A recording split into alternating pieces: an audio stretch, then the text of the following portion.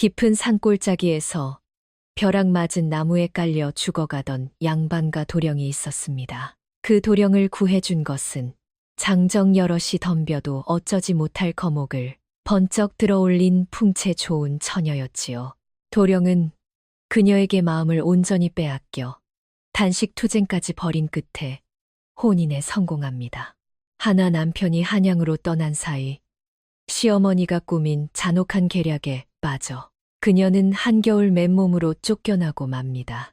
쫓겨난 이 며느리가 훗날 조선 팔도를 뒤흔들어 놓게 되는데 그 이야기를 지금 시작합니다.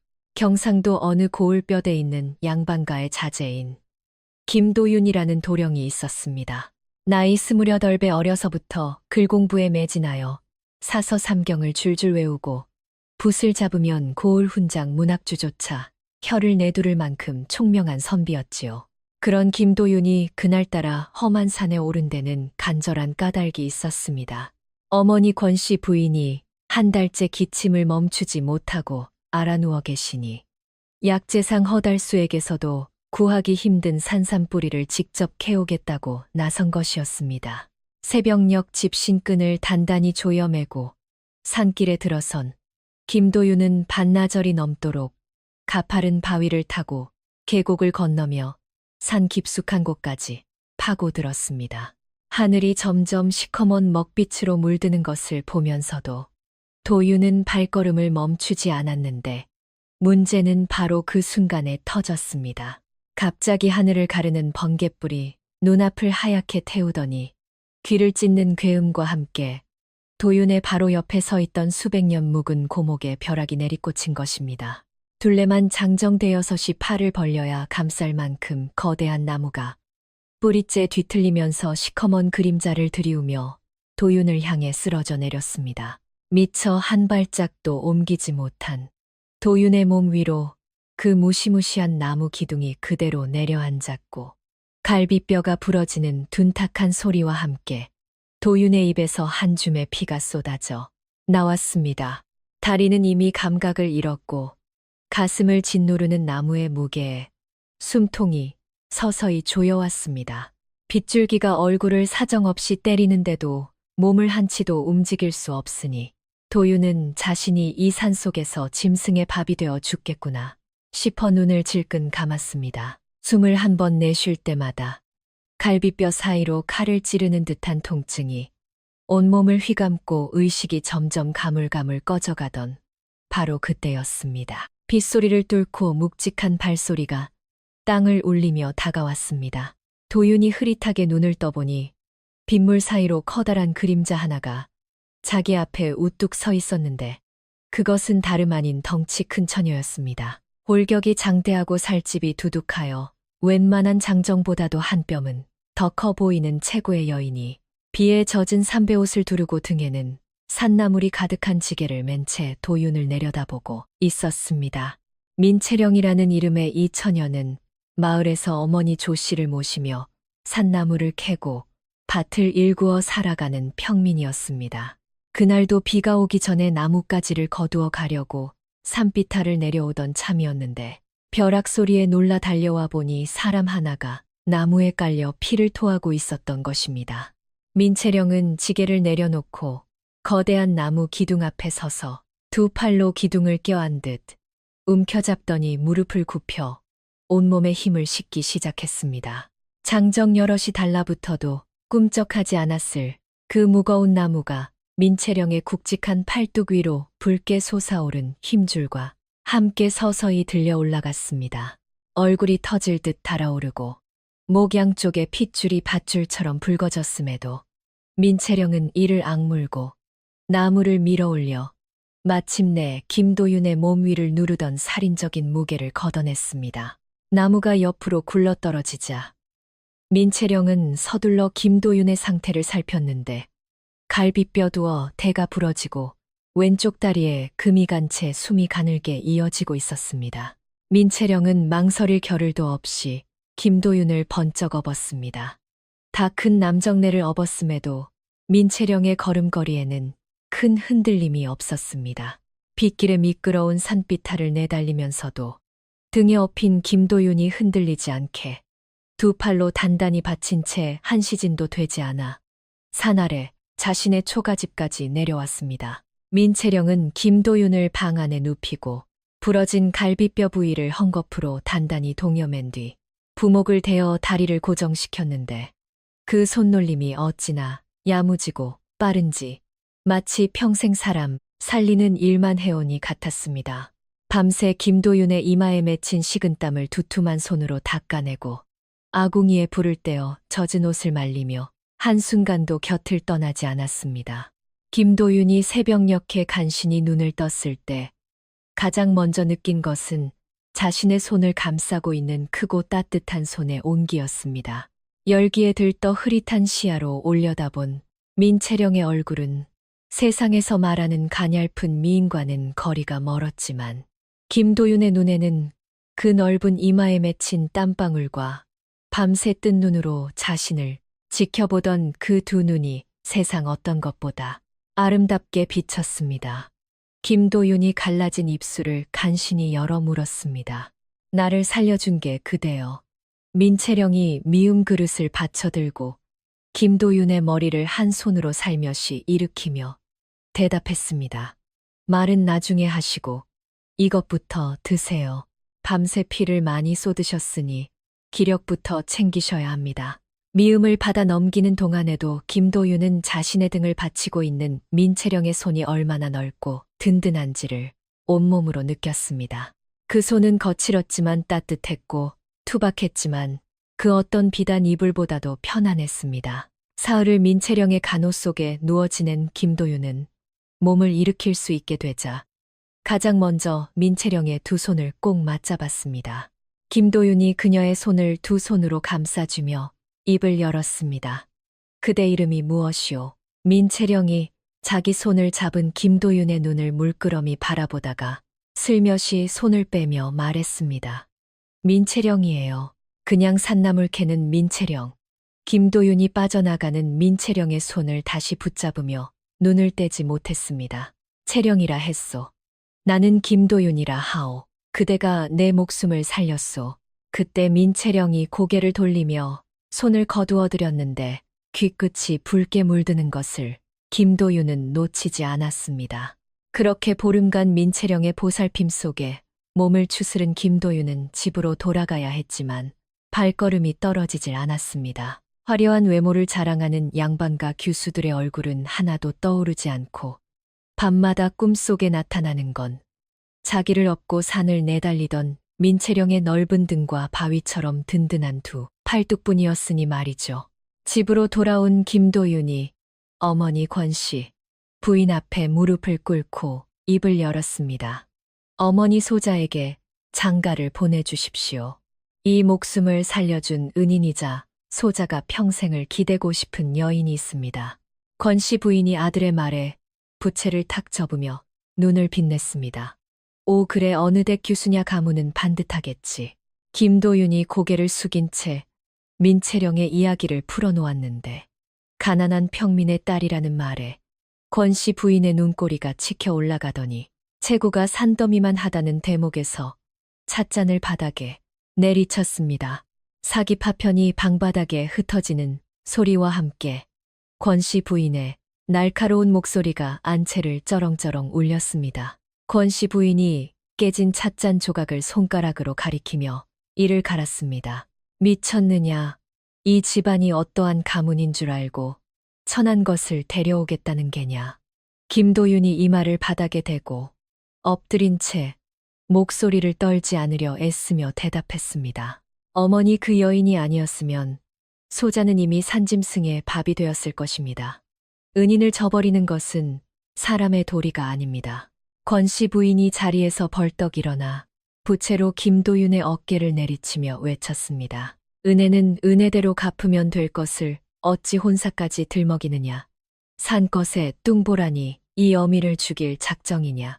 그런데 이 김도윤이라는 선비가 보통 고집이 아니었습니다. 어머니의 불호령에도 고개를 들지 않은 채 방으로 물러간 김도윤은 그날부터 밥상 앞에 숟가락을 대지 않았습니다. 하루 이틀 사흘이 지나자 광대뼈가 드러나고 입술이 갈라지기 시작했으며 나흘째 되는 날에는 일어서지도 못할 만큼 기력이 빠져 방 안에 누워만 있었습니다.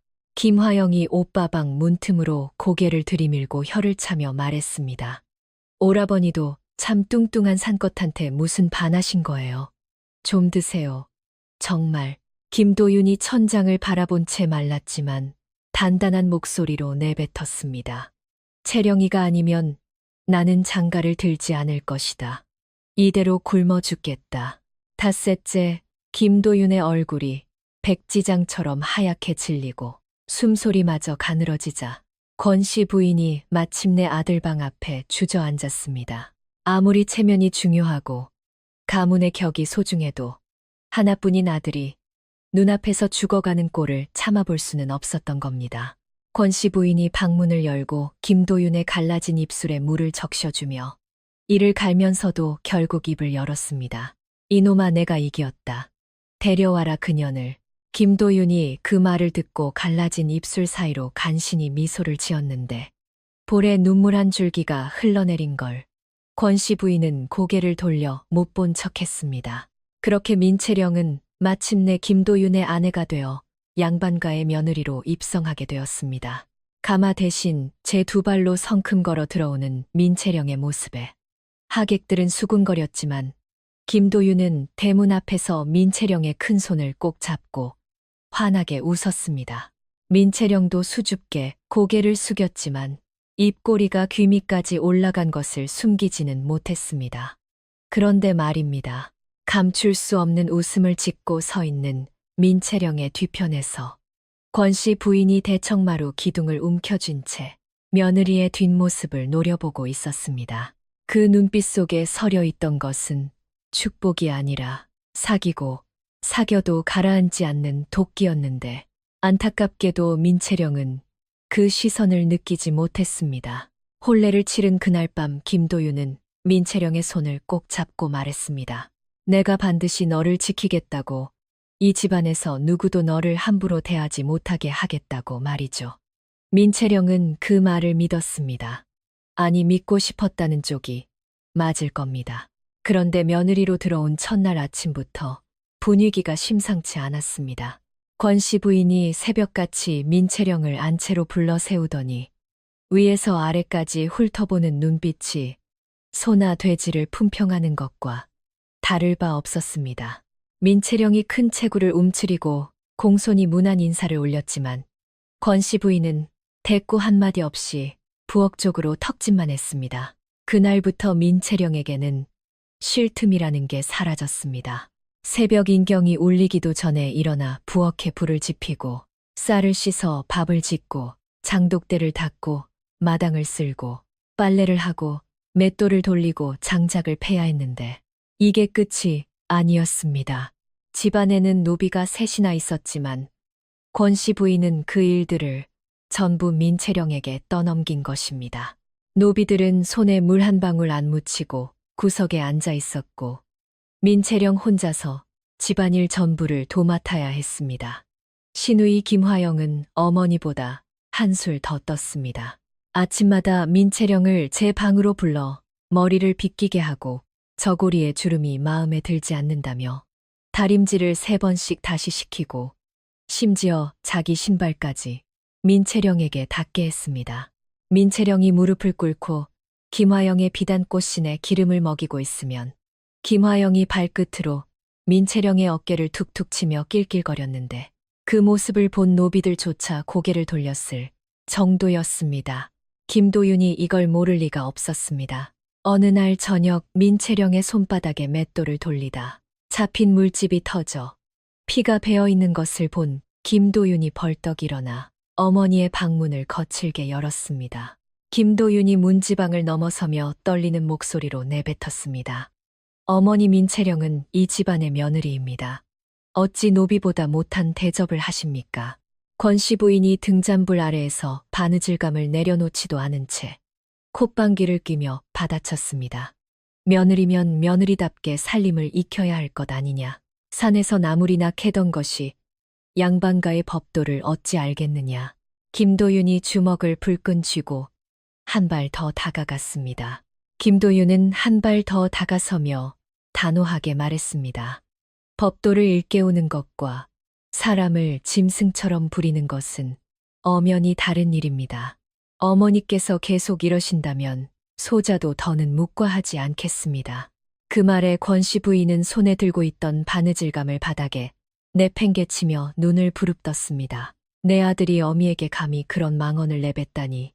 대체 가만히 있지 않으면 어쩔 셈이냐. 필시 그 미련하고 덩치만 큰 년이 내 정신을 홀려놓은 게 분명하구나. 김도윤은 입술을 짓씹으며 뒤도 돌아보지 않고 방을 나섰습니다. 그러나 복도 끝 벽에 기댄 채 서 있던 민채령과 눈이 마주치고 말았습니다. 민채령은 아무 말 없이 고개를 가로저으며 괜찮다는 듯 억지 웃음을 지어 보였으나 눈가에 짙게 내려앉은 그늘은 그가 얼마나 고통스러운 밤들을 보내왔는지 여실히 드러내고 있었습니다. 이러한 나날이 한 달, 두 달 야속하게 흘러갔습니다. 김도윤이 곁을 지킬 때는 권씨 부인도 서슬퍼런 기세를 조금이나마 죽였으나 그가 글방에 가거나 집을 비우기만 하면 기다렸다는 듯 민채령을 향한 온갖 구박이 빗발쳤습니다. 시누이인 김화영은 새언니의 외양을 비웃는 것을 유일한 낙으로 삼았습니다. 마을 아낙네들이 모인 자리에서 우리 새언니는 한 끼의 밥을 한가마니씩이나 먹어치운다며 몸집이 어찌나 큰지 문틈에 끼어 노비 셋이 달라붙어 겨우 빼냈다는 터무니없는 거짓말을 늘어놓으며 깔깔거렸습니다. 민채령이 이 모든 수모를 속으로 삼킨 까닭은 오직 남편 김도윤 때문이었습니다.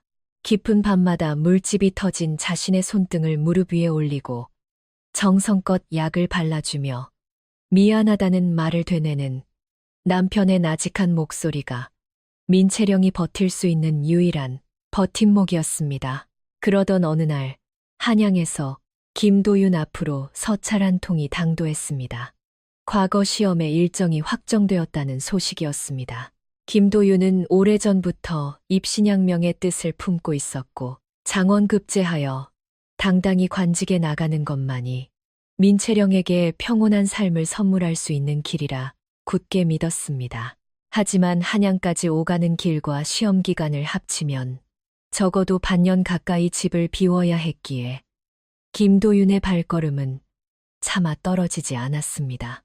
떠나기 전날 밤 김도윤은 민채령을 품에 꼭 안고 낮은 목소리로 속삭였습니다. 내가 돌아올 때까지만 조금만 더 버텨주시오. 반드시 급제하여 돌아와 당신을 이 고통의 늪에서 건져내겠소. 민채령은 김도윤의 등을 토닥이며 흐르는 눈물을 참으려 코끝을 훌쩍였습니다. 걱정하지 마세요. 저는 누구보다 튼튼하지 않습니까? 당신이야말로 몸 건강히 잘 다녀오셔야 합니다. 마침내 떠나는 날 아침 김도윤은 대문을 나서기 전 어머니 권씨 부인 앞에 무릎을 꿇었습니다. 충혈된 눈으로 어머니를 똑바로 응시하며 한자 한자 힘주어 간청했습니다. 어머니 소자가 돌아올 때까지 부디 채령이를 사람답게 대해 주십시오. 이것이 아들이 올리는 마지막 부탁입니다. 권씨 부인은 비단 부채로 얼굴을 가린 채 고개만 까딱거렸으나 그 부채 뒤로 입꼬리가 비열하게 올라가는 것을 본 사람은 아무도 없었습니다. 김도윤이 마을 어귀를 지나 가파른 고갯길 너머로 완전히 사라진 그 순간 권씨 부인은 대청마루에 서슬퍼렇게 앉아 민채령을 불러들였습니다. 그때부터 이 집안에는 생지옥의 막이 올랐습니다. 권씨 부인은 민채령의 식사를 하루 세 끼에서 단 한 끼로 줄여버렸는데 그조차도 쉬어 터져 고약한 냄새가 진동하는 찬밥 덩어리가 전부였습니다. 권씨 부인은 채령의 덩치가 크니 많이 먹어서 미련해진 것이라며 굶기는 것이 약이라고 떠벌렸지만 속내를 들여다보면 며느리를 하루빨리 지치게 만들어 내쫓으려는 수작이었습니다. 새벽부터 맷돌을 돌리게 하는 것은 예사였고 뙤약볕이 내리쬐는 한낮에는 장작을 패게 했으며 밤이 되면 안채 마루를 무릎으로 기어 다니며 닦게 했습니다.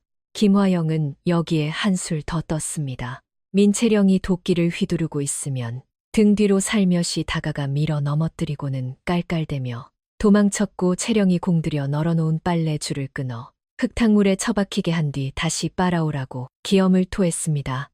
민채령은 그 모든 수모를 견뎌냈습니다. 이가 부서질 정도로 악물고 눈물이 솟구쳐도 하늘을 보며 다시 삼켰습니다. 오직 지아비인 김도윤의 얼굴만을 떠올리며 하루하루를 버틴 것입니다. 하지만 권씨 부인에게는 며느리를 내칠 결정적인 빌미가 필요했습니다. 아들이 돌아왔을 때 부당하게 쫓아냈다는 원망을 듣지 않기 위해서였습니다. 어느 날 저녁 권씨 부인이 김화영을 방으로 불러들여 문을 굳게 닫았습니다. 두 사람이 머리를 맞대고 한참을 수군거리더니 김화영이 고개를 끄덕이며 음흉한 미소를 지었는데 그 웃음이 참으로 흉측했습니다. 이튿날 아침 대청 한가운데 놓여있던 집안 대대로 내려오는 백자 항아리가 산산조각이 난 채 발견되었습니다. 3대를 이어온 가문의 보물 중의 보물이었습니다. 권씨 부인은 깨진 조각을 붙들고 집안이 떠나가라 통곡을 했고 김화영은 민채령을 손가락질하며 목청을 높였습니다. 화영은 깨진 사금파리를 채령의 발치에 내던지며 소리를 질렀습니다. 새벽에 마루를 지나간 사람은 언니밖에 없어요. 그 육중한 덩치로 쿵쿵거리고 다니니 항아리가 온전하겠느냐고요. 민채령은 두 무릎이 꺾이듯 바닥에 주저앉으며 두 손을 내밀어 빌었습니다. 저는 항아리 근처에도 가지 않았습니다. 어머니 제발 믿어주십시오. 권씨 부인은 채령의 애원을 자르듯 손바닥으로 마루를 내리치며 선언했습니다. 가보를 깨트린 흉악한 년을 이 집안에 하루도 더 둘 수 없다. 당장 나가거라. 민채령은 억울함에 가슴이 터질 것 같았지만 그 순간 뒤편에서 고개를 푹 숙이고 있는 노비 하나를 발견했습니다. 그 노비는 새벽에 김화영이 몰래 항아리를 밀어 깨뜨리는 것을 본 목격자였으나 권씨 부인의 섯을 퍼런 위세에 눌려 입을 떼지 못하고 있었습니다. 채령이 그 노비를 바라보았지만 노비는 벌벌 떨며 시선을 피했습니다. 그제야 채령은 이 집안에서 자신의 편이 되어줄 사람은 아무도 없다는 사실을 뼈저리게 깨달았습니다. 권씨 부인의 명을 받은 노비 둘이 민채령의 양팔을 붙잡아 끌었습니다. 채령은 끌려가면서도 저항하지 않았습니다. 그녀의 괴력이라면 노비 10명이 매달려도 꿈쩍하지 않았겠지만 이 집안에서 소동을 피우면 나중에 돌아올 남편 김도윤의 체면에 먹칠을 하게 될까봐 스스로 몸을 내맡긴 것이었습니다. 민채령은 두 주먹을 꽉 쥔 채 순순히 집 밖으로 끌려나갔습니다. 살을 내는 듯한 한겨울의 칼바람이 몰아치는 가운데 그녀는 아무런 채비도 없이 대문 밖으로 내쳐졌습니다. 뒤이어 대문이 쾅 닫히는 소리가 고요한 공기를 갈랐고 안쪽에서는 빗장을 단단히 걸어 잠그라는 권씨 부인의 날카로운 호통 소리가 담장을 넘어 들려왔습니다. 민채령은 굳게 닫힌 문 앞에서 한참 동안 발을 떼지 못하고 서 있었습니다. 손가락 끝이 시리고 발가락이 감각을 잃어갈 정도로 추위가 파고들었지만 그녀는 미동조차 하지 않았습니다. 고개를 들어 하늘을 바라보는 그녀의 눈가에는 얼어붙은 눈물 자국 하나가 길게 남았습니다. 그 눈물은 자신의 처지가 억울하거나 서러워서 흘린 것이 아니었습니다. 오직 남편인 김도윤에게 마지막 인사 한마디 제대로 전하지 못하고 쫓겨난 것에 대한 애달픈 마음이었습니다. 한참을 그렇게 서 있던 민채령은 마침내 몸을 돌려 황량한 겨울 들판을 향해 첫 발걸음을 내디뎠습니다. 매서운 칼바람이 얇은 삼배옷 틈으로 사정없이 파고들었지만 민채령의 걸음걸이는 조금도 늦춰지지 않았습니다. 그 넓은 등이 점점 작아지며 하얀 눈발 속으로 희미하게 사라져갈 무렵 하늘에서는 올해의 첫눈이 쏟아지기 시작했습니다. 혈혈단신으로 쫓겨난 그녀가 갈 곳이라고는 자신이 태어나고 자란 깊은 산골짜기 외에는 없었습니다. 그 그리운 어머니 조씨가 계시던 옛 초가집으로 돌아가고 싶은 마음이 간절했으나 어머니는 이미 민채령이 시집가던 해 겨울에 병으로 세상을 떠난 뒤였습니다. 결국 주인 일은 빈집만이 쓸쓸히 그녀를 맞이할 뿐이었습니다. 문을 열고 들어선 방 안에는 먼지가 손가락 마디만큼 두껍게 쌓여 있었고 무너져 내린 지붕 한쪽으로는 찬바람이 거침없이 드나들고 있었습니다. 민채령은 쓰러져 있던 문짝을 간신히 일으켜 세우고 구들장 위에 몸을 웅크렸습니다. 불을 지피지 못한 방바닥은 얼음장과 다를 바 없어 그녀의 온몸은 사시나무 떨듯 끊임없이 흔들렸습니다. 그렇게 첫날 밤을 꼬박 뜬 눈으로 지새운 민채령은 동이 트자마자 밖으로 나섰습니다. 가만히 앉아 추위에 떨다 죽기만을 기다릴 수는 없었기 때문입니다. 그녀는 가장 먼저 산에 올라 마른 나뭇가지를 한아름 꺾어와 아궁이에 불을 지폈습니다. 그러고는 얼어붙은 계곡의 얼음을 깨고 물을 길어왔습니다. 매서운 추위에 갈라진 손등에서 붉은 피가 배어나왔지만 민채령은 개의치 않고 부지런히 움직였습니다. 잠시라도 몸을 멈추면 온갖 잡념이 밀려올 것이고 생각이 깊어지면 김도윤의 얼굴이 떠올라 스스로가 무너져 내릴 것만 같았기 때문입니다. 그렇게 며칠을 간신히 버티던 민채령에게 인생의 전환점이 찾아온 것은 산나무를 캐기 위해 깊은 골짜기로 들어갔을 때였습니다. 가파른 산비탈을 따라 올라가던 중 발밑에 흙이 유난히 무르게 꺼지는 느낌이 들어 그녀는 무릎을 꿇고 땅을 살펴보았습니다. 손에 잡힌 흙의 질감은 예사롭지 않았습니다. 끈기가 있으면서도 결이 매우 고왔고 손가락으로 비벼보니 마치 기름을 바른 듯 매끄럽게 늘어나는 최고급 찰흙이었습니다. 어린 시절 어머니 조씨를 따라 마을 옹기점에서 심부름하며 흙을 만져보았던 기억이 스쳐 지나갔습니다. 당시 옹기장이 놓이니 이런 흙은 100년에 한 번 나올까 말까 한 명품 찰흙이라며 극찬하던 목소리가 귓가에 쟁쟁하게 울렸습니다.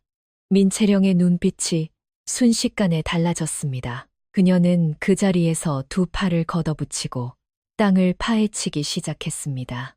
파고 들어갈수록 찰흙의 맥은 넓게 퍼져나갔고 그 질 또한 더욱 깊고 훌륭해졌습니다. 보통 산에 10명이 달라붙어 며칠을 꼬박 파내야 할 분량이었으나 민채령의 범상치 않은 괴력 앞에서는 대수로운 일이 아니었다.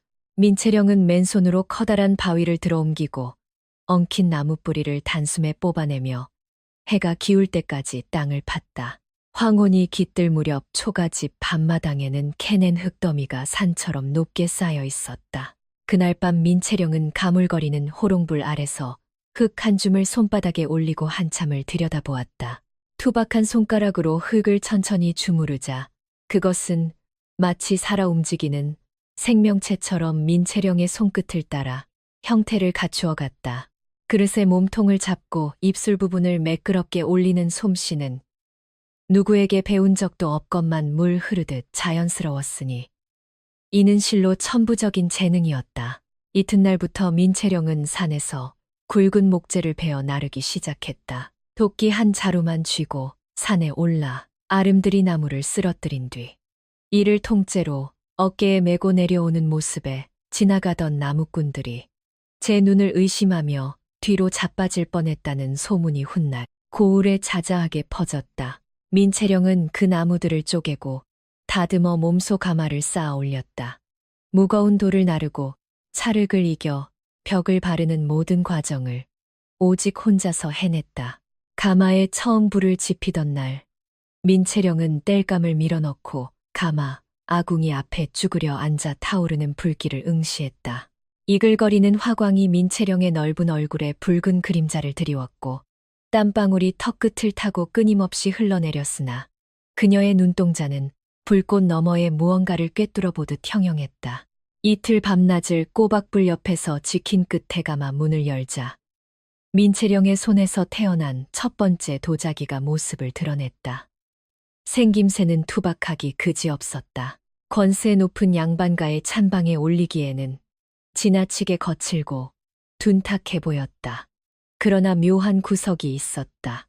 빛깔이 여느 사기 그릇과는 판이했는데 잿빛 속에 은은한 푸른 기운이 감돌며 햇살을 받으면 마치 물결이 일렁이는 듯한 광택이 감돌았다.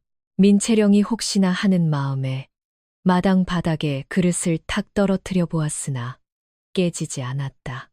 이번에는 작정하고 돌바닥 위에 내리쳤음에도 이 하나 나가지 않고 오히려 맑고 청아한 소리만 울려 퍼졌다. 민채령이 그릇을 두 손으로 받쳐들어 햇빛에 비추며 나직이 읊조렸다. 이게 되는구나. 그 한마디에 담긴 것은 단순한 기쁨이 아니었다.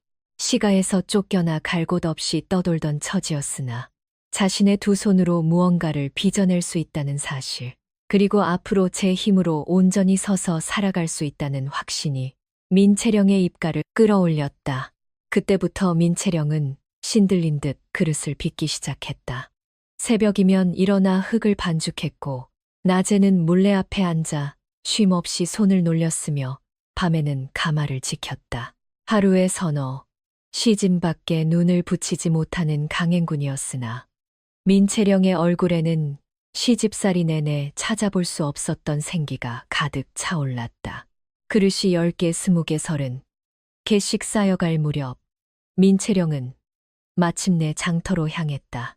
민채령이 장터에 처음 그릇을 내놓았을 때만 해도 사람들은 눈길조차 주지 않았습니다. 생김새가 워낙 투박하여 사람들의 흥미를 끌만한 구석이 전혀 없었기 때문입니다. 하지만 우연한 사건 하나가 흐름을 완전히 바꾸어 놓았습니다. 장을 보던 한 안악이 그릇을 구경하다가 실수로 돌바닥에 떨어뜨렸는데 깨지기는커녕 멀쩡하게 굴러가는 것이 아니겠습니까? 깜짝 놀란 안악이 그릇을 이리저리 뒤집어 보며 놀란 목소리로 물었습니다. 아니 이게 어찌 된 일이오? 사기 그릇이 바닥에 부딪히고도 어찌 이리 온전할 수 있단 말이오?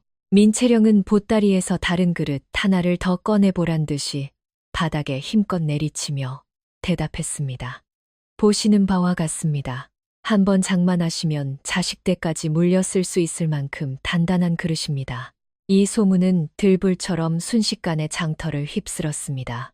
떨어뜨려도 깨지지 않는 기적의 그릇이 나타났다는 소식에 안악들이 구름처럼 몰려들었고 민채령이 가져온 30개의 그릇은 반나절도 안 되어 모두 팔려나갔습니다. 다음 장날에는 그 2배의 양을 가져갔음에도 해가 중천에 뜨기도 전에 전부 동이 났습니다.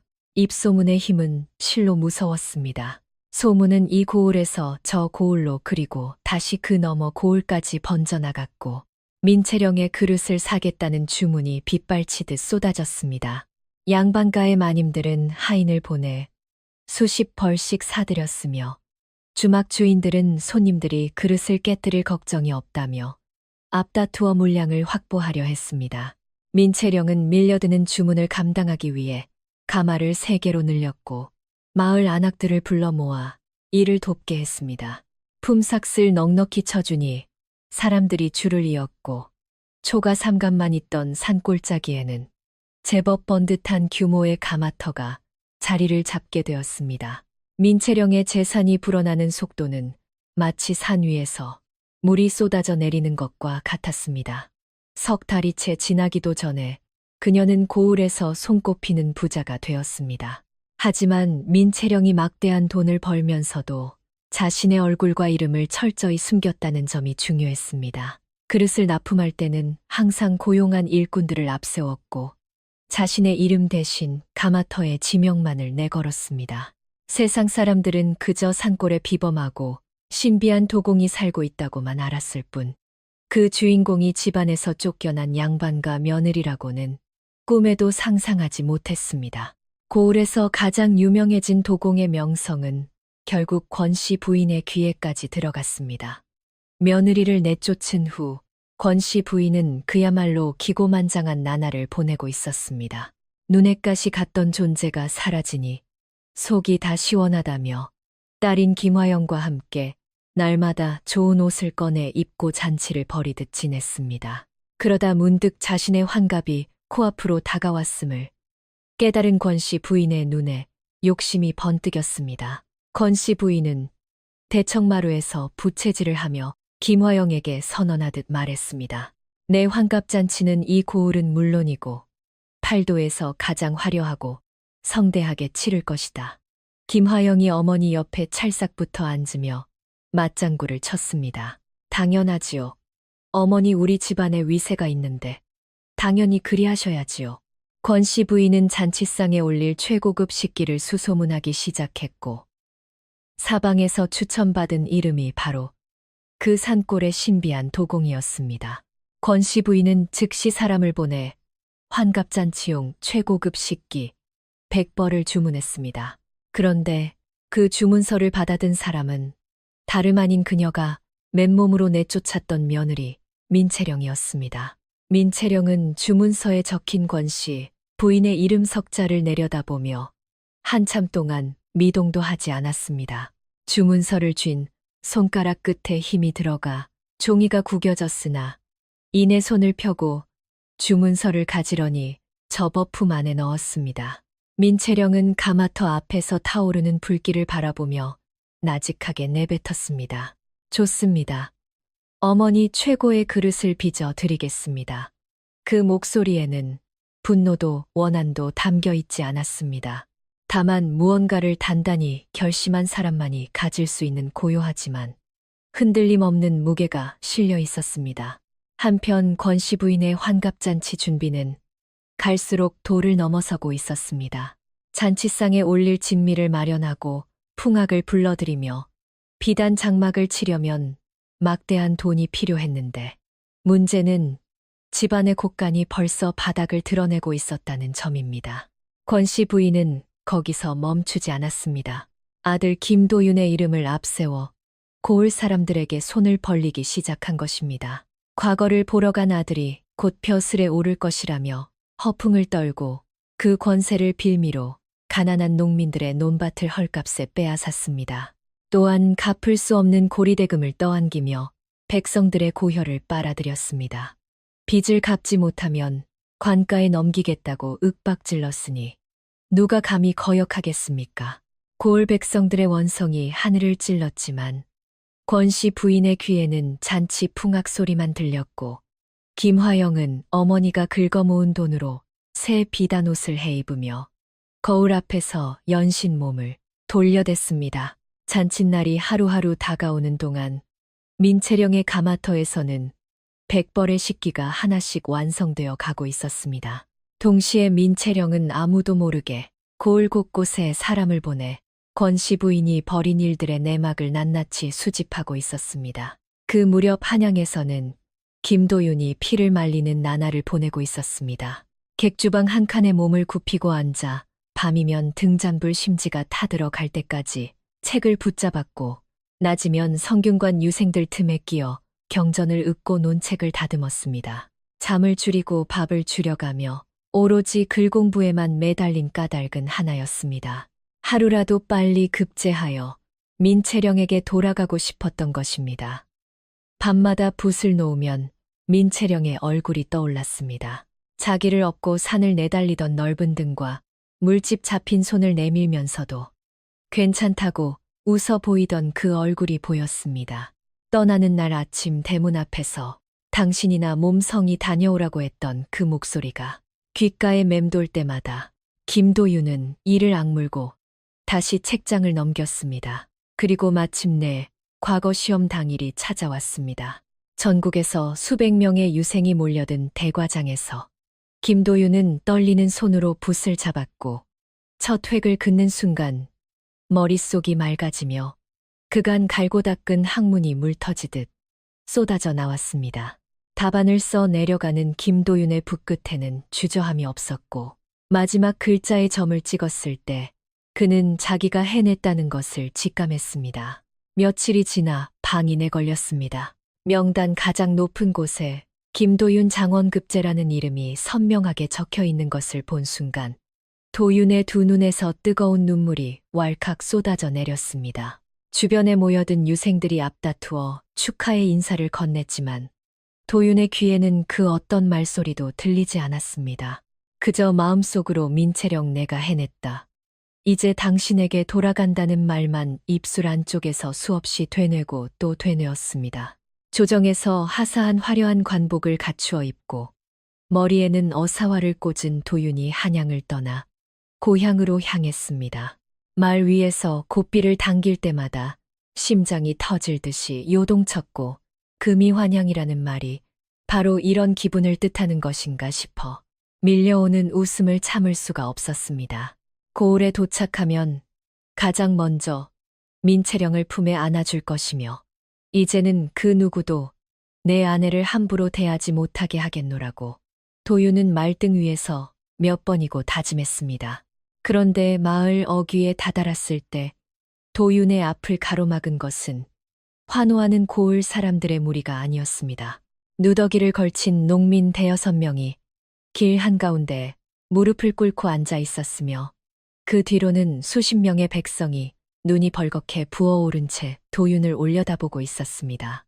도윤이 급히 말고 삐를 잡아당겨 멈춰 서고 안장에서 내려오자 맨 앞에 꿇어 앉아있던 백발의 노인 하나가 기어와 도윤의 관복 자락을 부여잡았습니다. 노인은 관복을 붙든 채 목이 쉬도록 울부짖었습니다. 도련님 아니나리, 제발 저희의 억울한 사정을 들어주십시오. 도윤이 노인의 양어깨를 붙잡아 일으키며 다급하게 물었습니다. 어르신 대체 이것이 무슨 일입니까? 어찌하여 여기서 이러고 계신단 말입니까? 노인의 입에서 쏟아져 나온 이야기는 도윤의 온몸에서 피가 빠져나가게 만들기에 충분했습니다. 어머니 권씨 부인이 아들의 이름을 내걸고 고을 전체를 상대로 가혹한 고리대금을 일삼았다는 사실이었습니다. 빚을 갚지 못하는 백성들의 논밭을 강제로 빼앗았으며 환갑잔치를 핑계로 막대한 재물을 끌어모아 고을 경제를 완전히 무너뜨렸다는 소식이 이어졌습니다. 노인이 한마디씩 진실을 내뱉을 때마다 도윤의 안색은 창백하게 질려갔습니다. 도윤이 한 발 뒤로 비틀거리며 손으로 이마를 짚었습니다. 그럴 리가 없습니다. 어머니께서 설마 그런 일을 하셨을 리가요. 그때 백성 무리 속에서 한 중년 사내가 앞으로 나서며 품 안에서 종이 뭉치를 꺼내 도윤의 앞에 펼쳐 보였습니다. 사내는 빈 문서를 도윤의 발밑에 내려놓으며 이를 악물고 말했습니다. 설마가 아닙니다. 나리 여기 증서를 보십시오. 전부 나리의 성함이 적혀 있지 않습니까? 우리가 거짓말을 하는 게 아닙니다. 도윤이 몸을 굽혀 떨리는 손으로 문서를 집어들었는데 거기에는 분명히 김도윤이라는 이름과 함께 집안의 도장이 붉게 찍혀 있었습니다. 손에 든 문서가 파르르 떨렸고 도윤의 무릎이 서서히 꺾이더니 그 자리에 주저앉고 말았습니다. 상황은 거기서 끝나지 않았습니다. 백성들의 원성이 워낙 높았던 탓에 이미 관가에 진정서가 들어간 상태였고 이 소문은 한양 조정에까지 보고가 올라간 참이었습니다. 도윤이 장원급제의 기쁨에 젖어 있던 바로 그날 조정에서는 경상도 고을의 어느 양반가가 백성을 착취하고 관직의 위세를 사칭하며 횡포를 부렸다는 장계를 받아들고 논의를 거듭하던 중이었으니 시기가 이보다 더 나쁠 수는 없었습니다. 이것은 김도윤의 관직 임명이 보류될 수 있다는 뜻이었으며 더 나아가 가문 전체가 재산을 몰수당하고 옥살이까지 당할 수 있다는 비극적인 예고였습니다. 장원급제의 영광이 채 하루도 가지 못하고 나락으로 떨어질 판국이었습니다.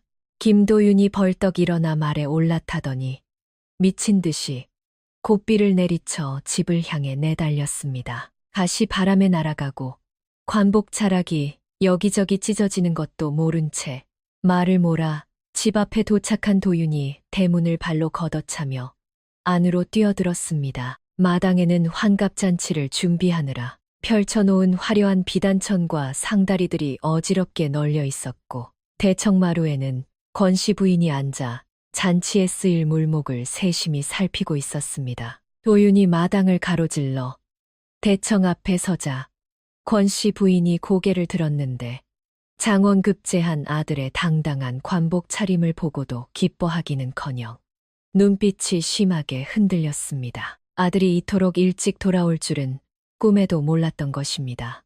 도윤이 대청마루 앞에 가져온 빈문서 뭉치를 내던지며 목소리를 낮게 깔아 물었습니다.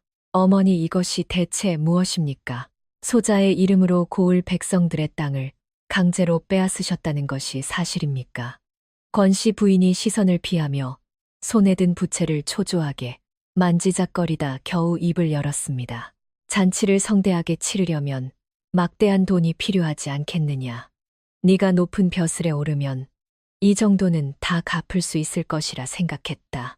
도윤이 두 주먹을 부르르 떨며 마루 한 계단을 올라서자 권씨 부인은 겁에 질려 몸을 움츠렸습니다. 다 갚을 수 있다고요. 어머니, 이 일이 이미 조정에까지 보고되었습니다.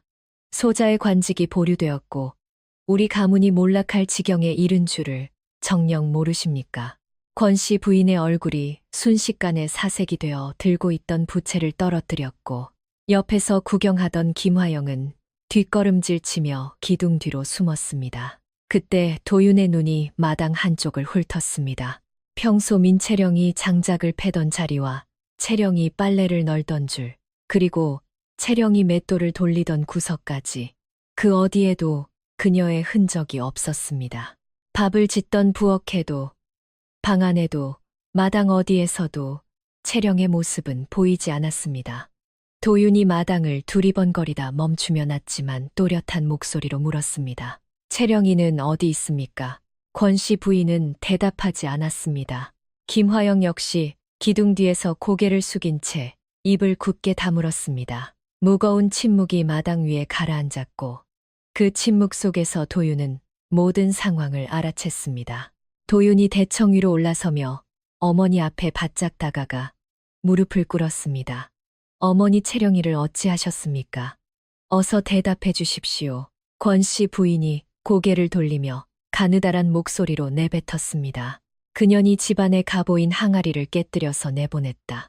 며느리가 될 아이가 가문의 소중한 물건을 그따위로 함부로 다루는데 내가 어찌 두고 보겠느냐. 도윤이 무릎 위에 올려놓은 두 주먹으로 마루바닥을 세차게 내리쳤습니다. 한 번, 그리고 두 번과 세 번.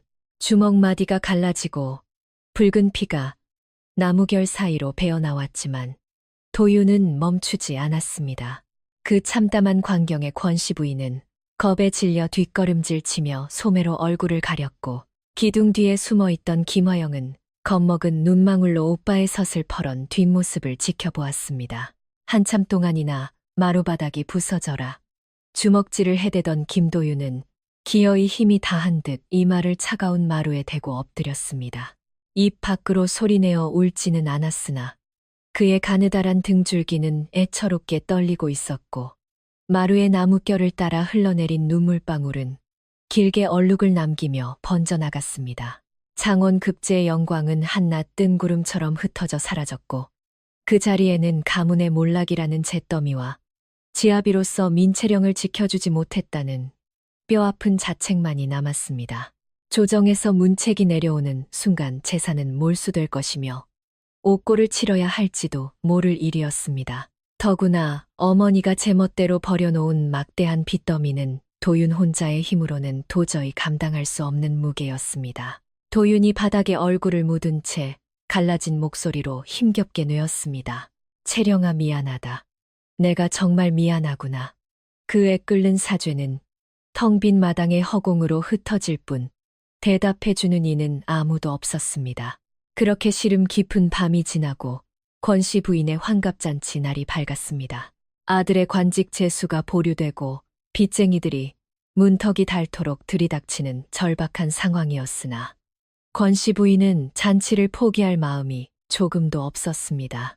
아니, 이미 물러설 길조차 없었다는 것이 정확할 것입니다. 인근 고을 구석구석에 이미 초청장을 돌렸고 잔치 음식은 모두 외상으로 들여왔으며 풍악패까지 미리 불러놓았으니 이제와 취소하는 것은 스스로의 체면을 깎아내리는 일이라 여겼기 때문입니다.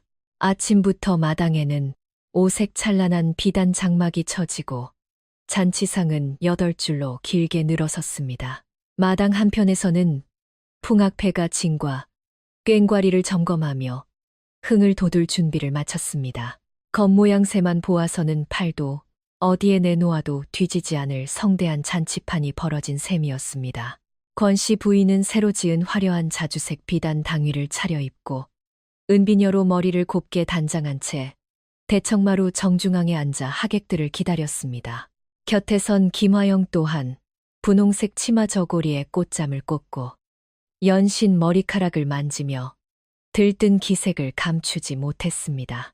그러나 해가 중천에 높이 솟아오르도록 축하해줄 하객은 단 한 명도 나타나지 않았습니다. 대문 앞길은 정막만이 감돌았고 마을 어귀에서 올라오는 사람의 기척조차 없었습니다. 초조해진 권씨 부인이 대문 쪽을 연신 살피며 부채를 접었다 폈다 반복했고 김화영이 마당으로 내려가 담장 너머를 기웃거렸으나 돌아오는 것은 고개를 가로젓는 몸짓뿐이었습니다. 그때였습니다. 대문 밖에서 육중한 발소리가 들려왔습니다. 하지만 그것은 반가운 하객의 발소리가 아니었습니다. 투박한 가죽신 끝에 매달린 쇠사슬이 부딪히며 내는 묵직하고 서늘한 소리 바로 포졸들의 발소리였습니다. 대문이 거칠게 열리더니 고을 사도가 관복을 갖춰 입고 위엄있게 마당으로 들어섰으며 그 뒤를 수많은 포졸이 줄지어 따랐습니다. 사도뿐만이 아니었습니다. 포졸들의 뒤를 이어 고을 백성 수십 명이 마당으로 들이닥쳤는데 그들의 눈빛에는 축하의 기색 대신 서슬퍼런 분노가 가득했습니다. 논밭을 억울하게 빼앗긴 농민과 갚을 길 없는 고리에 허덕이던 상인, 그리고 처자식을 굶겨야 했던 사내들이 이를 갈며 권씨 부인을 노려보았습니다. 사도가 마당 한가운데 멈춰서서 두루마리를 펼쳐들고는 낭낭하면서도 엄한 목소리로 죄상을 읽어내려갔습니다. 권씨 부인 그대는 아들 김도윤의 이름을 참칭하여 고을 백성들에게 가혹한 고리대금을 일삼고 농토를 강탈하였으며 관직의 권세를 빌미로 삼아 백성을 핍박하였다. 관직의 위세를 거짓으로 내세워 양민을 착취한 혐의를 받고 있소. 김도윤 또한 본인의 이름이 쓰인 이상 연좌의 책임을 피하기 어려우니 두 사람 모두 포박하여 관하로 압송하겠소. 사또의 서슬퍼런 선언에 권씨 부인의 얼굴이 백지장처럼 하얗게 질렸습니다. 자주색 비단당이가 무색하게 두 다리에 힘이 풀려 대청마루에서 미끄러지듯 주저앉았고 치마폭을 움켜쥔 손가락이 나무십처럼 파르르 떨렸습니다. 김화영은 어머니 뒤에 숨어 고개도 들지 못한 채 어깨를 잔뜩 웅크리고 흐느꼈습니다. 권씨 부인이 마루 아래로 기어 내려가 사또의 관복 자락을 붙들며 목이 찢어지게 외쳤습니다. 사또나리, 제발 살려주십시오. 이 모든 것이 연애를 위해서 그런 것이지 다른 뜻은 없었습니다. 사또가 관복 자락을 매정하게 뿌리치며 눈을 부라렸습니다. 연애를 위해서 백성의 논밭을 빼앗고 고혈을 짜내는 것이 정당하다는 말이오. 이 사람아, 변명이 되는 소리를 해야 할 것 아니오. 이때 김도윤이 안채에서 뛰어나와 사또 앞에 무릎을 꿇었습니다. 하룻밤 사이에 눈밑이 검게 내려앉고 광대뼈가 더욱 도드라진 수척한 얼굴로 땅에 이마를 대며 그가 입을 열었습니다. 사또나리, 어머니의 죄는 소자가 모두 짊어지겠습니다. 백성들에게 진 빚도 소자가 반드시 갚겠으니 제발 어머니만은 선처해 주십시오. 사또가 팔짱을 끼고 김도윤을 내려다보며 차갑게 내뱉었습니다. 갚겠다고 하였느냐? 대체 무엇으로 갚겠다는 것이냐? 관직도 보류된 마당에 어디서 그 큰 돈을 마련하겠단 말이냐? 김도윤은 대답하지 못했습니다. 고개를 숙인 채 입술만 달싹거릴 뿐 당장 내놓을 수 있는 것이 아무것도 없었습니다. 포졸들이 다가와 김도윤의 양팔을 거칠게 잡아 일으켜 세웠고 다른 포졸 둘은 권씨 부인에게 포승줄을 들이밀었습니다. 김화영이 그 광경을 보고 다리에 힘이 풀려 주저앉으며 통곡을 터뜨렸고 연애를 위해 정성껏 차려놓은 상 위의 음식들 위에는 파리만 무심하게 날리고 있었습니다. 바로 그 순간이었습니다. 대문 밖에서 수레바퀴가 땅을 구르는 소리가 우르르 올려왔습니다. 한 대가 아니었습니다.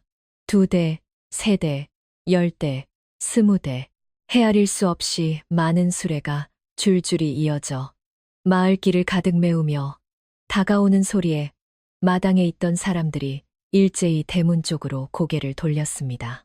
대문 너머로 보이는 광경은 실로 장관이었습니다. 수십 대의 수레마다 지프로 정성스럽게 감싼 도자기 꾸러미가 산더미처럼 실려 있었고, 수레를 끄는 일꾼들이 질서정연하게 대열을 갖추어 들어오고 있었습니다. 마당에 들어선 수레 행렬이 양옆으로 갈라지며 가운데 길을 내었고, 그 길 한복판으로 거구의 한 여인이 위풍당당하게 걸어 들어왔습니다. 화려하되 깊이 있는 기품이 느껴지는 남색 비단 옷을 걸치고 은장도가 달린 허리띠를 맨 여인이 어깨를 쫙 펴고 한 걸음 한 걸음 묵직하게 마당을 가로질렀습니다. 그 걸음걸이에는 주눅든 기색이 조금도 없었으며 오히려 마당에 모인 수십 명의 시선을 정면으로 받아내며 사또 앞까지 거침없이 나아갔습니다. 바로 민채령이었습니다. 민채령이었습니다. 권씨 부인은 민채령의 얼굴을 알아본 순간 경악하며 입을 틀어막고 뒤로 자빠졌습니다. 김화영은 언니의 위험 있는 모습을 보고 벽에 등을 붙인 채 미끄러지듯 주저앉았고, 김도윤은 포졸에게 붙잡힌 채로 민채령을 바라보며 그 자리에 굳어버렸습니다.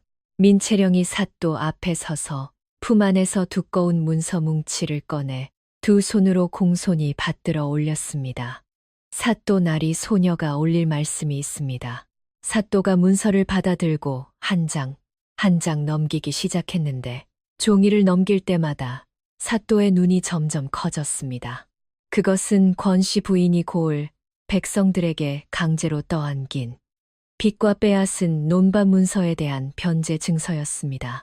민채령이 도자기를 팔아번 자기 재산으로 권씨 부인의 빚을 한 푼 남기지 않고 전부 갚아버렸고, 빼앗긴 논밭도 하나하나 되찾아 원래 주인에게 돌려주었으며, 그 모든 과정을 관하 서기를 통해 문서로 남겨놓은 것이었습니다. 민채령이 사또를 똑바로 바라보며 차분하지만 단호한 목소리로 말했습니다.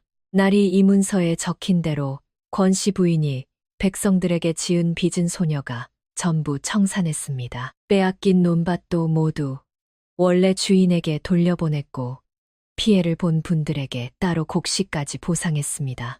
그러니 김도윤 나리는 이 빚에 대한 책임이 없으며 관직 사칭의 주체는 권씨 부인이지 김도윤 나리 본인이 아닙니다. 사또가 문서를 다 읽고 고개를 들어 민채령을 올려다보았습니다. 이어서 김도윤을 보았고 권씨 부인을 보았고 다시 민채령에게 시선을 돌렸습니다. 사또가 문서를 말아쥐며 고개를 끄덕였습니다. 이 문서가 사실이라면 백성들의 피해는 복구된 셈이요. 허나 이 여인이 대체 누구이기에 이런 거금을 들여 남의 집안 빚을 갚았단 말이요. 민채령이 한 발 앞으로 나서며 또렷하게 대답했습니다. 소녀는 김도윤의 아내이자 이 집안의 며느리 민채령입니다. 그 말이 떨어지자 마당이 술렁거렸습니다.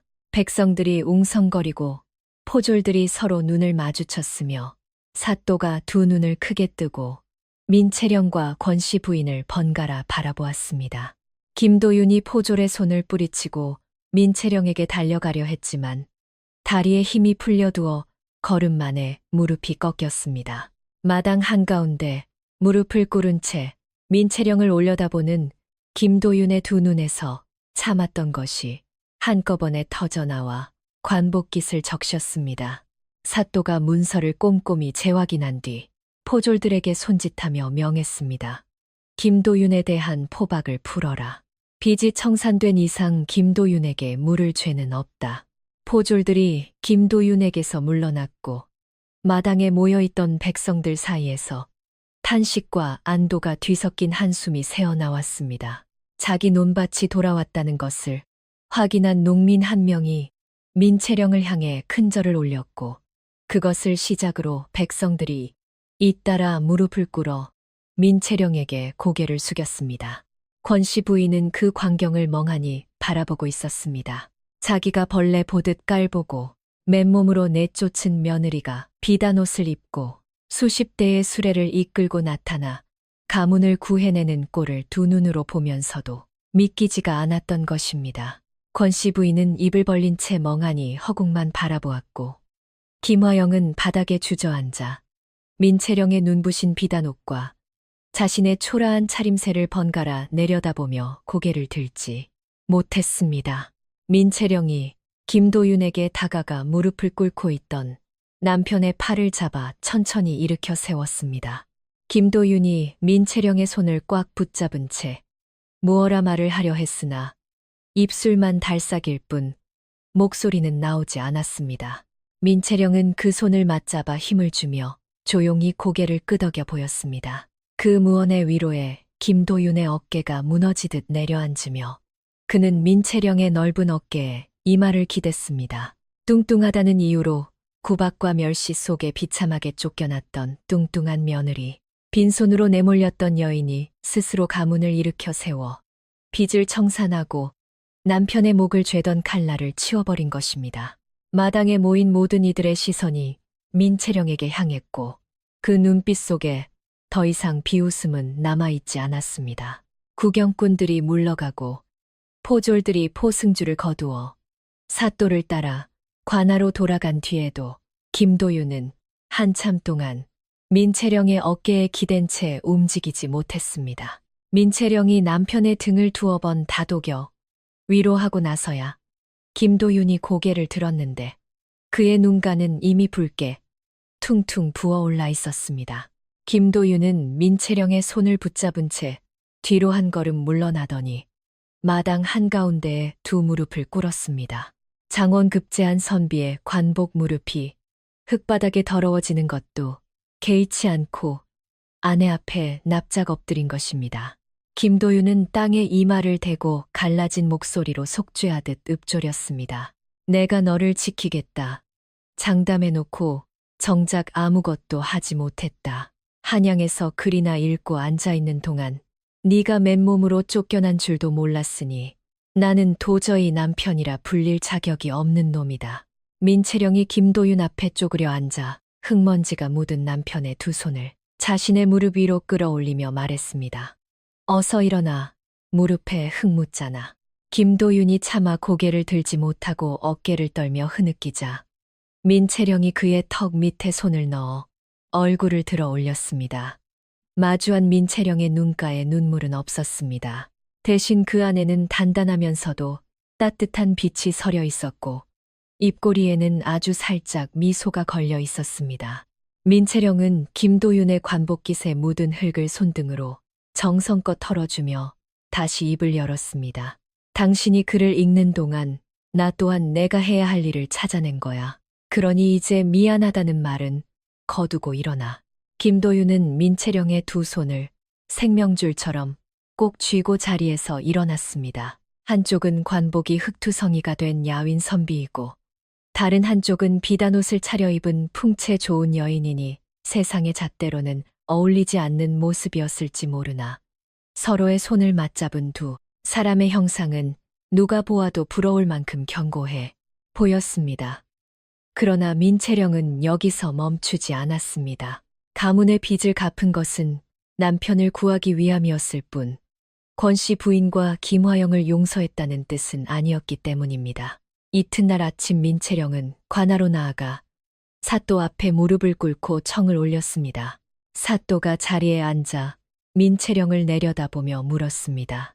무슨 청이 있어 나를 찾아왔느냐. 민채령은 허리를 꼿꼿이 세우고 또박또박 아뢰었습니다. 사또날이 권씨 부인과 김화영이 고을 백성들을 괴롭히고 가문의 이름으로 횡포를 부린 죄가 크옵니다. 빚은 소녀가 갚았으되 두 사람이 저지른 악행 자체가 사라지는 것은 아니옵니다. 마땅히 그 죄값을 치르게 해 주십시오. 사또가 부채를 접으며 고개를 갸웃거렸습니다. 그래 어떤 벌을 내리길 원하느냐. 민채령이 품 안에서 종이 한 장을 꺼내 사또에게 올리며 대답했습니다. 소녀의 가마터에서 3달 동안 노역을 시켜주십시오. 다른 벌은 원하지 않사옵니다. 사또가 문서를 펼쳐 읽더니 입꼬리를 살짝 올리며 고개를 끄덕였습니다. 고을 백성을 착취한 죄에 비하면 오히려 가벼운 처분이었으나 민채령이 이미 모든 빚을 갚아 백성들의 피해를 복구했다는 점을 고려하면 적절한 선에서 마무리 짓는 것이 합당했습니다. 사또는 즉석에서 허락의 서명을 내렸고 관아서기가 판결문을 작성했습니다. 그날 오후 권씨 부인과 김화영이 관아 포졸의 호위를 받으며 민채령의 가마터에 도착했습니다. 자주색 비단 당의를 벗고 거친 무명옷으로 갈아입은 권씨. 부인의 모습은 하루 전과 완전히 딴 사람이었습니다. 은비녀도 사라지고 머리가 헝클어진 채 무명 치마를 쥐어뜯는 손가락이 부들부들 떨렸습니다. 김화영 역시 분홍 치마 저고리 대신 투박한 삼배옷을 걸치고 발이 땅에 붙은 듯 움직이지 못했습니다. 가마터 앞마당에는 찰흙더미가 산처럼 쌓여 있었고 그 옆으로 땔감용 통나무들이 줄지어 세워져 있었습니다. 민채령이 가마 앞에 서서 팔짱을 낀 채 두 사람을 바라보았는데 그 눈빛에는 원한이나 쾌감 같은 것이 없었습니다. 다만 해야 할 일을 시키겠다는 담담한 결의만이 서려 있었습니다. 민채령이 찰흙더미를 턱으로 가리키며 입을 열었습니다. 어머니, 저 흙을 발로 밟아서 기포를 빼십시오. 다 빼실 때까지 쉬는 시간은 없습니다. 권씨 부인이 찰흙더미를 올려다보다가 두 눈이 휘둥그레졌습니다. 평생 노비에게 시키기만 하던 일을 자기 발로 직접 해야 한다는 사실이 믿기지 않았던 것입니다. 권씨 부인이 몸을 돌려 도망이라도 치려는 듯 뒷걸음질을 쳤지만 뒤에 서 있던 포졸이 길을 막아섰습니다.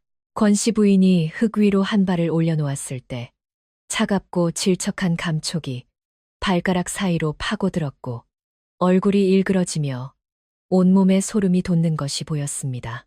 김화영은 아예 울상을 짚고 서서 발을 내딛지 못하다가 민채령의 시선을 느끼고 마지못해 흙 위에 올라섰습니다. 민채령이 김화영에게 고개를 돌리며 말했습니다. 아가씨도 밟으십시오. 발바닥 전체로 꾹꾹 눌러야 기포가 빠집니다.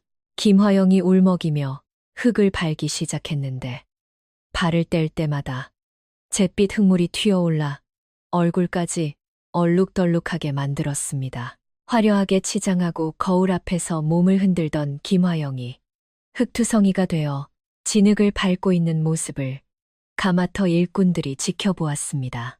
가마터 일꾼들은 입술을 깨물며 터져 나오려는 웃음을 애써 참아냈습니다. 고된 첫날이 지나고 이튿날부터는 본격적인 땔감 나르기가 시작되었습니다. 굵직한 통나무를 어깨에 얹고 20걸음 남짓한 거리를 쉼없이 오가야 하는 일은 평생 귀하게만 자라온 두 사람에게 가혹한 형벌과도 같았습니다. 권씨 부인은 통나무 무게를 이기지 못해 허리가 꺾이며 비명을 내질렀고 김화영은 채 몇 걸음을 떼지도 못한 채 다리가 풀려 흙바닥에 주저앉고 말았습니다. 하지만 민채령은 두 사람에게 휴식을 권하지 않았습니다. 그녀는 말없이 통나무 2개를 양 어깨에 가뿐히 짊어지고 성큼성큼 걸음을 옮기며 행동으로 보여줄 뿐이었습니다. 자신들이 가볍게 여기며 부려먹던 며느리가 홀로 감내해온 그 고통의 실체를 깨닫는 순간이었습니다. 노역이 시작된 지 나흘째 되는 날 권씨 부인은 진흙탕 속에 주저앉아 멍하니 하늘을 올려다보았습니다. 손톱 밑에 까맣게 밝힌 흙을 들여다보는 그녀의 눈동자의 생전, 처음 느껴보는 감정이 스쳤습니다. 이른 새벽부터 시켰던 맷돌질과 한낮의 장작 패기, 그리고 깊은 밤까지 이어졌던 마루 닦기가 과연 어떤 무게였는지 자신의 몸으로 직접 겪고 나서야 차마 입이 떨어지지 않았 것입니다. 그 무렵 땔감을 나르던 김화영이 무릎을 꺾으며 쓰러지자 민채령이 다가와 그녀의 팔을 잡아 일으켰습니다. 김화영은 자신을 지탱해주는 민채령의 손을 내려다보다가 황급히 고개를 숙였습니다. 거칠어진 그 손이 예전에 자신의 꽃신에 기름을 먹여주던 바로 그 손이라는 사실이 가슴을 찔렀기 때문입니다. 열흘이 지나고 보름이 흘러 한 달이라는 시간이 채워졌습니다. 권 씨 부인의 부드러웠던 손바닥에는 딱딱한 굳은 살이 박였고 김화영의 가녀린 어깨에도 단단한 근육이 붙기 시작했습니다. 진흙을 밟는 발걸음은 갈수록 견고해졌으며 땔감을 옮기는 횟수 또한 눈에 띄게 늘어갔습니다. 두 사람의 입에서 쏟아지던 불평은 자취를 감추었고 대신 묵묵히 일에 전념하는 시간이 길어졌습니다. 가마터 일꾼들과 어울려 식사를 할 때도 처음에는 수저조차 들지 못하던 권 씨 부인이 어느새 가장 먼저 자리를 잡고 앉아 밥그릇을 비워냈습니다. 석 달째 되던 날 노역의 마지막 아침이 밝았습니다. 민채령 앞에 선 권 씨 부인은 흙먼지가 묻은 무명옷 차림에 머리칼은 헝클어져 있었으나 그 눈빛만은 석 달 전과 비교할 수 없을 만큼 깊고 맑아져 있었습니다. 권 씨 부인은 민채령 앞에 천천히 무릎을 꿇으며 고개를 깊게 숙였습니다. 네가 우리 집안의 식구가 되었을 때 나는 너를 온전한 사람으로 대우하지 않았다. 내 덕분에 가문의 명맥이 살았음에도 이예미는 고맙다는 말 한마디를 건네지 못했으니 참으로 부끄럽구나. 민채령은 권 씨 부인의 팔을 조심스럽게 잡아 일으키며 담담한 어조로 답했습니다. 이제 일어나십시오, 어머니. 그 마음을 알아주셨으니 그것으로 충분합니다. 짧은 대답이었으나 권 씨 부인의 눈시울은 붉게 달아올랐고 입술은 파르르 떨렸습니다. 곁에서 지켜보던 김화영이 먼저 코를 훌쩍이며 고개를 돌려 눈물을 훔쳤습니다. 그날 이후 집안의 풍경은 몰라보게 달라졌습니다. 김도윤은 억울한 누명을 완전히 벗고 조정으로부터 다시 관직을 제수받아 고을의 수령으로 부임하게 되었습니다. 어머니와 여동생이 겪은 시련을 곁에서 지켜본 덕분인지 백성을 보살피는 그의 마음가짐은 예전과 비할 바 없이 깊고 어지럽습니다. 김도윤은 억울함을 호소하는 백성이 있으면 몸소 나서서 그 사정을 세심히 살폈고 가난에 시달리는 이들에게는 곡식을 나누어 구휼하였습니다. 이에 고을 사람들은 입을 모아 김도윤을 가리켜 성품이 어진 원님이라 부르며 깊이 존경하고 따랐습니다. 한편 민채령은 가마터를 더욱 넓게 일구어 도자기를 빚는 일에 전념하였는데 그릇을 팔아본 돈의 절반은 고을의 비난한 집들에 단단하고 튼튼한 그릇을 나누어 주는데 썼습니다. 좀처럼 깨지지 않는 견고한 그릇을 받아든 안악들은 민채령의 이름을 연신 부르며 고마움에 고개를 숙였고 아이들은 민채령의 가마터로 놀러와 흙을 만지고 주무르며 깔깔대며 웃었습니다. 민채령은 그런 아이들의 머리를 일일이 쓰다듬어 주며 넉넉하고 푸근한 웃음을 지어 보였습니다. 그 모습이 마치 고을 전체를 따스하게 품에 안는 것 같았다고 사람들은 훗날까지도 입을 모아 이야기하곤 했습니다. 권 씨 부인은 자신에게 주어진 노역이 모두 끝난 뒤에도 매일같이 가마터에 나와 흙을 반죽하는 일을 거들었습니다. 누구도 시키지 않았으나 스스로 발길을 옮겨 찾아온 것이었습니다. 김화영 역시 가마터 일꾼들 틈에 섞여 땔감을 나르며 소박하게 웃는 법을 새로이 배웠고 예전처럼 거울 앞에 앉아 겉모양을 가꾸는 대신 흙 묻은 손으로 직접 밥을 짓는 일에서 진정한 보람을 찾기 시작했습니다.